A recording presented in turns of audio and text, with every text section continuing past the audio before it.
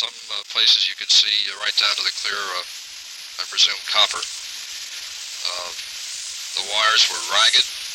Ragged meaning the insulation was ragged where the fire had, eaten away more in one place, less in another. The bottom of the spacecraft, below the frame, was littered with strips and, again, clumps of debris which were unrecognizable.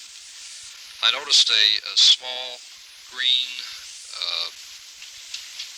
piece of harness, which I believe was from a parachute, not parachute, the restraining harness rather, was approximately midway between White's position and Chaffee's position.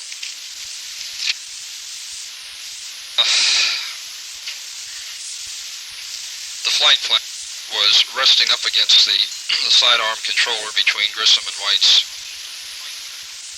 flight plan. It was badly charred, but still recognizable as a book. The pages looked very, very brittle, brown. Surprisingly, there was one page that was almost at the top of Ed White's seat, about where his head would have been, where the printing was still legible, and only the edges of the page were scorched.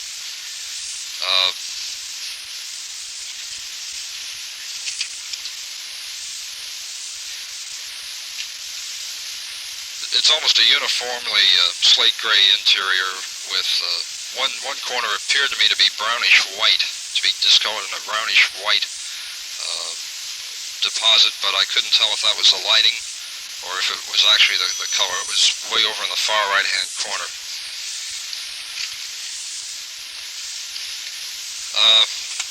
The head supports for Grissom and Chaffee were in the up position, but with the side arms folded down. It's a curve with these two arms that would come up and hold them around the side of the head. These were folded down like the arms of a restraining chair. White's head support was folded down and beneath the frame to permit access into the spacecraft. There were hand marks on the soot-covered handrail above the hatch. This is part of the facility. This is what they grab as they go into the spacecraft. It should be sort of a shiny white. It was covered with soot, and there were hand marks on it. There was a splattering of oil around the frame of the white room that actually touches the command module. I couldn't find out where this came from, though.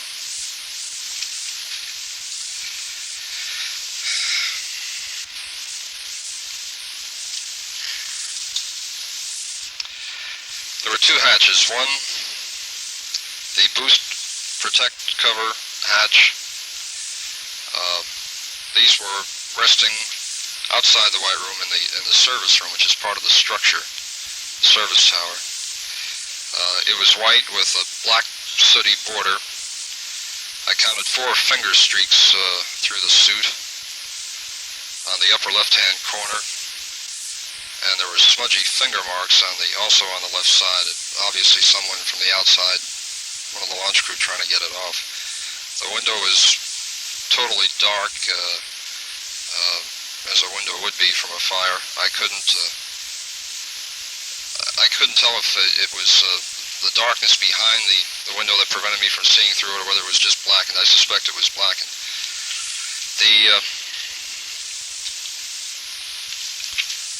The internal hatch, which is part of the permanent part of the spacecraft, is a brownish color normally, and with an aluminum border, and it was blackened all along the bottom edge of it from soot. There was a very noticeable odor, by the way, when you walked right into the service room. You entered the service room first and then the white room second. When you opened the door, there was a bitter, the bitter smell of smoke. There's no other way to describe it. It became more pronounced when you went into the white room, and as we crouched at the entrance of the hatch to the command module, it became even more pronounced. It smelled like an electrical fire too, by the way. You could smell burned insulation.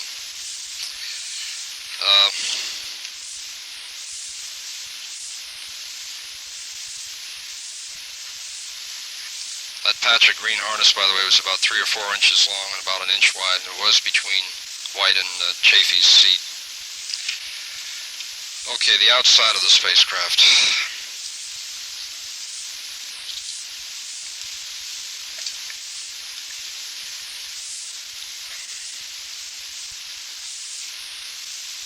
As you walked into the service room, there were 2 pieces of polyurethane foam laying right there off the edge of the step. They appeared to be about 3 feet long and about 1 foot wide. They were charred all along the edge. I tried to find out where these came from. No one would tell me. By the way, we were not permitted to ask any questions of anybody up in the top of the tower. That was taboo. There was also a discarded and crumpled expansion hose of the type that would bring in gas. One of these large hoses, about 8 or 10 inches in diameter. It was just laying there with this foam rubber. The white boost protective cover cap was still on the spacecraft. That extends down, over the apex of the command module. Most of the boost protect cover, about 270 degrees around the main body of the spacecraft, were removed, showing the normal gray surface of the command module. There was a sheet of black plastic, or the remains of a sheet of black plastic, that had been placed over the command module to protect the boost protect cover, and it obviously had either been ripped away or burned away. There was only a strip left hanging like a black mourner's ribbon through the legs of the escape tower. We could see 3 control panels at the base of the command module where the hatches were open and there was ground support or ground test equipment hooked up to it. The first one that we encountered was marked, had a little plate over it, was marked fuel control panel. All the wire bundles in here appeared to be moderately burned, and there was a trace of smoke, a smoke pattern trace, a triangular trace coming up from this open panel up along the side, the gray side of the command module. The next panel that we encountered, which was 3-4 feet away, was marked oxidizer control panel. There was greater evidence of charring and burning here with wires melted together, fused together. It was extremely difficult to recognize individual components or even wire bundles. Then we got around to another panel where the plate had either fallen off or been taken off. I'm told nothing was changed out there since the incident, so it must be presumed that the plate indicating what panel that was must have fallen off. By far, this was the most damage. The fire here in this panel had been so intense that there really wasn't anything left in it except mounting brackets for the electronic components. This was immediately adjacent to the spacecraft umbilical, which was still plugged in. This was where the greatest amount of damage, by the way, was noticeable on the outside of the spacecraft.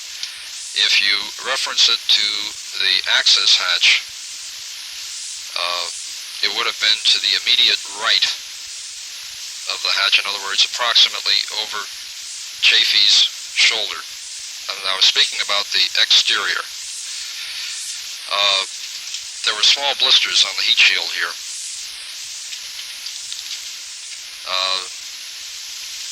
There were some small pieces of this gray material which were gone, like paint would flake off and showing the next level down of the heat shield. The American flag was obscured, not totally obscured, but partially obscured by gray soot. Looked very dingy. And the letters United States were also covered with soot. I would say that this pie-shaped segment of soot and charring on the outside of the spacecraft was a wedge approximately 30 to 40 degrees and extending up to the white boost protect cover.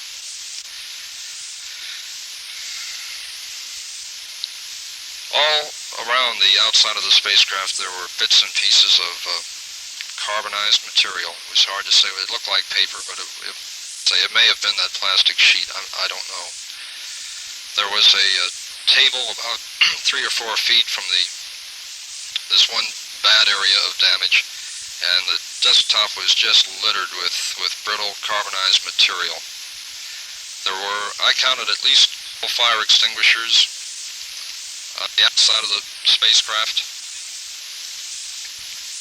At least 12. Some obviously had been used because they were just thrown in a corner.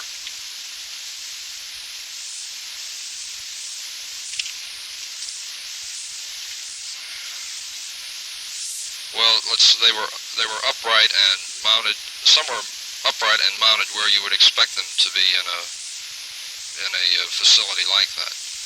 Others obviously had been used. You could tell from the way the nozzles had been pulled out of their restraining hoops and then later just thrown over in a corner. I don't know if all were used or not, but some obviously had.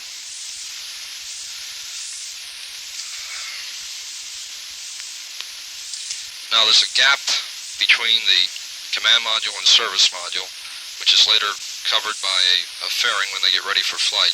Oh, by the way, there were several gas masks on the floor, just dropped. There were also approximately a half dozen of these very thin, transparent rubber gloves of the type that surgeons would wear. The very, very tight, thin rubber gloves.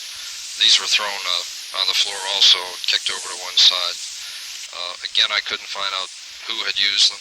They obviously had been used in handling something that was dirty and covered with ash. There was also an asbestos jacket thrown over a guardrail leading out of the service room.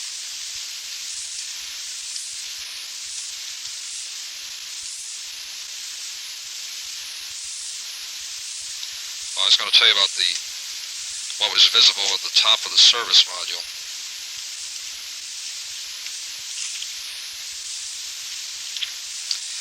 There is a sheet of aluminized mylar to very bright silver cover, and in places where the fire hadn't touched it, it was still very bright and shiny. But over by the umbilical connection, it was discolored. It had burned through in some places, and it looked, the top surface of it looked like the crumpled foil of a cigarette pack that had laid out in the sun too long. Okay, we then went down to the 7th level, which is the floor immediately below the command module, and here we could see the service module. There was an access hatch removed from the side of the shiny aluminum and white service module. It was marked Cryo Storage Access Hatch. Cryo Storage Access Hatch. I estimated it CRYO for cryogenic.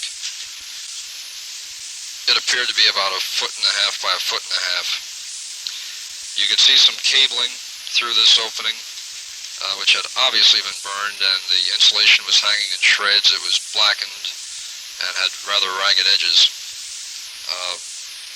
Going around to where the umbilical connection was to the command module and looking up, you could see smudge marks visible on the white underbelly of the command module.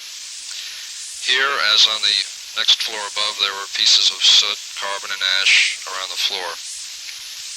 There were also fire extinguishers here, but they did not appear to have been used. There was some odd grease drippings, grease or oil. I believe it was oil. I counted roughly a dozen to 16 long strings of oil which had run down the side of the command module It appeared to be the same oil that I had seen evidence of around the hatch of the command module, and they just had run down in long, long strings for the entire length that I could see in that floor, and then had dried. That was, by the way, the only really noticeable sign of anything to the exterior of the service module.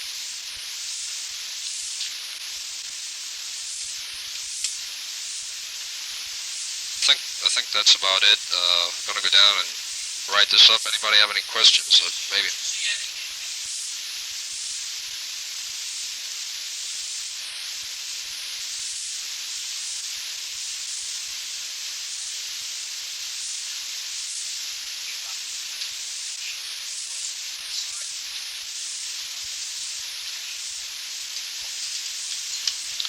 I looked for any indication of structural collapse, of metal parts. I couldn't distinguish any. Now, that there may have been, and I was not aware of it, but there was nothing really noticeable like a beam that had sagged or anything. No, nothing like that.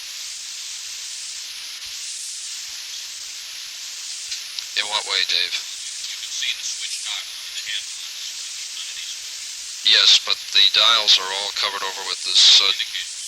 Yes, it's the entire interior is almost uniformly covered with this slate gray. I couldn't touch anything. I don't know if it's because the original paint or whatever material they had coated the inside with it burned away, bringing it down to bare metal, or whether it was soot.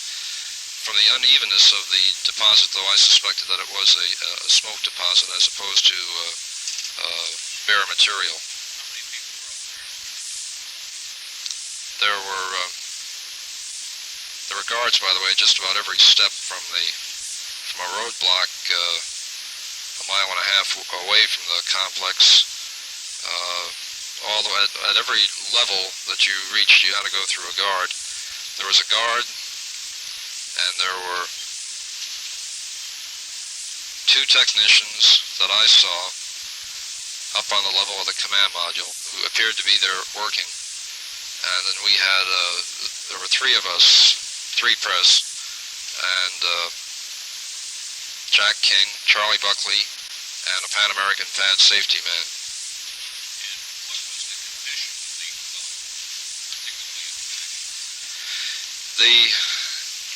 By the way, that carried eight cables that I counted of varying sizes, varying thicknesses.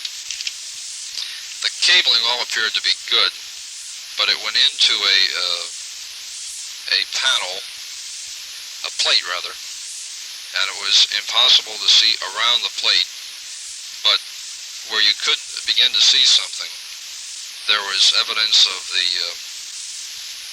melted wires, very ragged insulation that had obviously burned. There was obviously a great amount of heat. The greatest amount of heat was concentrated in the area of the umbilical connection to the spacecraft. And this panel that I mentioned, the panel which has no identification, is approximately 1.5 to 2 feet away from where the umbilical comes into the spacecraft. No one would answer any questions for us.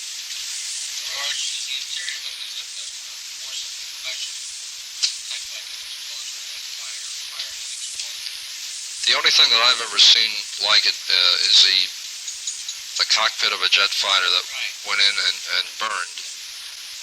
No sign of overpressurization as you'd get in an explosion.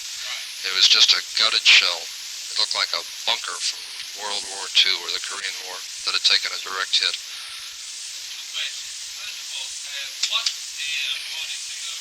What substance actually burned inside the cabin, activated by the oxygen? And second question, had the fire pierced through the metal sheeting of the capsule to charge the outside, or where did the flame which charged the outside come from? Answer to your first question, what burned? I'd have to say just about everything that was in there, except for these few odd bits and pieces, like a page which had only its edges, page about this size, which had only its edges slightly browned, and this bit of parachute harness, but everything else burned in there. I think the couches were removed. In fact, they had to be removed. This frame that was visible, obviously the crew wouldn't rest on that during flight, so the couches had to be removed. But again, I couldn't ask that. My impression is that when they took the bodies out, they took the bodies out on the couch. But Gordon, can you confirm that? But where did the fire come from that marked the outside? It obviously came from these access panels. These panels are mounted right at the bottom of the command module where it curves to go under the underbelly. The fire obviously came out of these panels and shot up the length of the command module. That's my impression, yes. Backed up through these lines and spread. By the way, these panels were not covered over. I think I'm safe in saying that's standard at this time of the testing and preparation for launch, to allow the connection of ground support and ground test equipment to these different systems. This is where you do make the connections to it. And when the tests are all finished, then all these plugs are pulled and test points and so on, and the panels put back in. So don't get the impression that the fire threw panels off, because the panels weren't on there to begin with. You were not on? No, not these access panels. The crew hatch was on, yes, and that had been removed. Yes.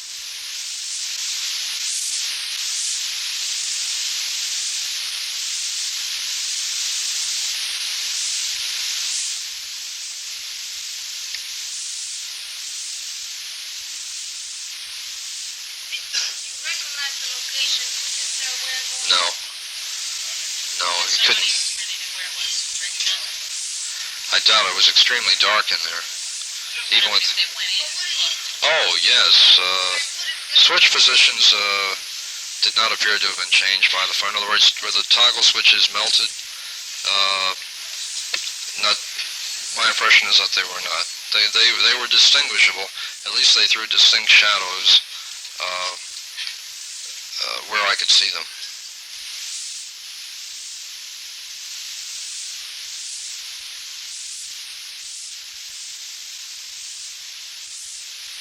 I don't know, so I don't know.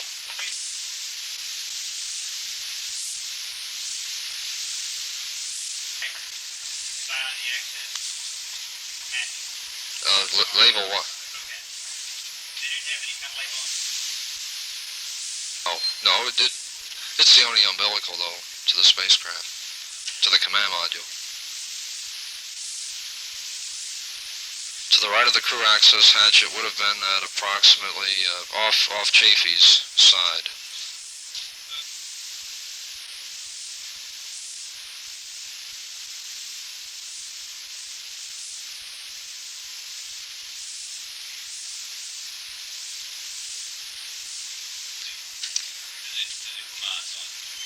There is a cutout in the floor which allows this umbilical arm to come back when it's retracted. It's a slot. That slot was empty, meaning the arm was forward, and from what I could see, all these plugs went into a plate, and that plate was connected physically to something on the spacecraft. It was connected. My visual observation was that it was connected, yes.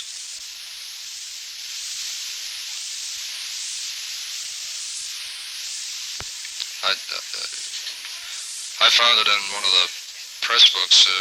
They're inside the spacecraft. It's in one of the press lower ECS compartment or something, but I see the batteries? No.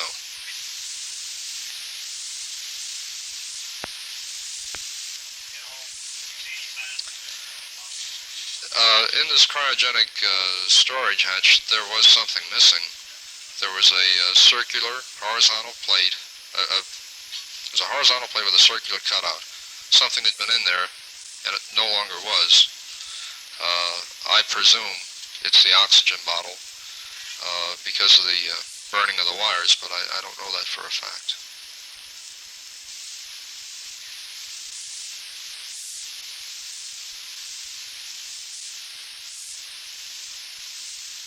I couldn't tell. There was just too much ash and debris on the, you mean on the floor?